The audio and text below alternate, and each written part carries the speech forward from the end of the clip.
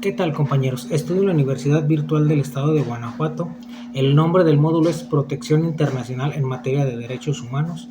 El reto es el número 5, criterios relevantes. El nombre de mi asesor es el licenciado Miguel Ángel Espinosa Arreola. Mi nombre es Linosvaldo Daniel Aguiñaga Sánchez. Mi número de matrícula es la 230-14-609 y la fecha de elaboración es el 30 de junio del 2026. A continuación vamos a analizar el caso Radilla Pacheco contra Estados Unidos Mexicanos en la sentencia fijada en fecha del 23 de noviembre de 2009. La explicación del caso de los hechos.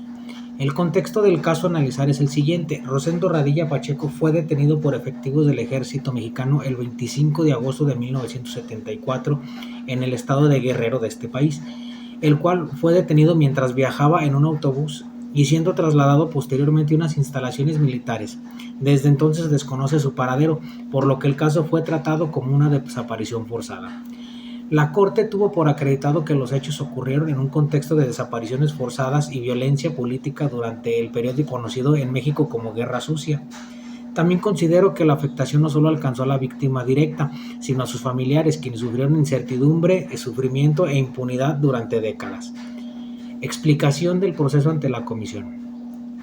La denuncia fue presentada el 15 de noviembre de 2001 ante la Comisión Interamericana por la Comisión Mexicana de Defensa y Promoción de los Derechos Humanos y la Asociación de Familiares Detenidos, Desaparecidos y Víctimas de Violaciones a los Derechos Humanos en México.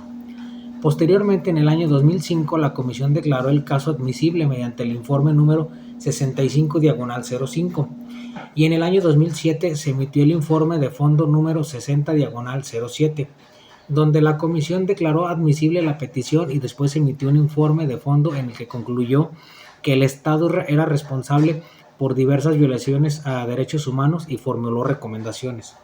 Como México no cumplió plenamente con estas recomendaciones, la comisión sometió el caso a la jurisdicción de la Corte el día 15 de marzo del 2008. Análisis de los razonamientos expresados por la Corte. La Corte razonó que la desaparición forzada es una violación a los derechos a la libertad, integridad y vida, especialmente grave y continua mientras no se determine el paradero de Rosendo Radilla Pacheco, por lo que no basta con investigar delitos como secuestro o privación ilegal de la libertad. También se determinó la responsabilidad de México al ser responsable por no prevenir, investigar ni sancionar adecuadamente los hechos, violando así los artículos 1.1, el tercero, cuarto, quinto, séptimo, octavo y el 25 de la Convención Americana. Además concluyó que remitir el caso a la jurisdicción militar vulneró el derecho del juez natural y debilitó el acceso a la justicia de los familiares. Es importante mencionar que se determinó que México debía adecuar su derecho interno para que la tipificación de la desaparición forzada fuera compatible con los estándares internacionales. Por último, vemos cómo la Corte ha señalado que, aunque los jueces nacionales deben aplicar las leyes internas cuando el Estado ha ratificado a la Convención Americana, estos también están sujetos a ella. Por ello, el Poder Judicial debe ejercer de oficio un control de convencionalidad entre las normas internas y la Convención, evitando que las leyes contrarias a su objeto y fin produzcan efectos jurídicos. Por tal motivo, al realizar ese control, los jueces deben considerar no solo el texto del tratado, sino también la interpretación que ha hecho la Corte Interamericana como intérprete último de la Convención, respetando competencias y reglas procesales propias. Conclusión acerca de la importancia y trascendencia de esta sentencia. En este caso de Rosendo Radilla Pacheco ya se ha analizado en módulos anteriores, con lo cual se observa que marcó significativamente los antecedentes de los derechos humanos en México.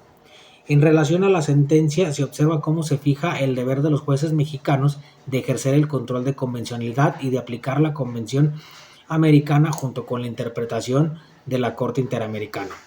La importancia de esta sentencia considero que radica su importancia en un país como en el nuestro, en el que reconoce la desaparición forzada como una violación continua de los derechos humanos, y con eso se logró que a partir de la resolución de la Corte se luche de una forma más enérgica en contra de las violaciones graves que pudiera cometer el Estado. Gracias, compañeros.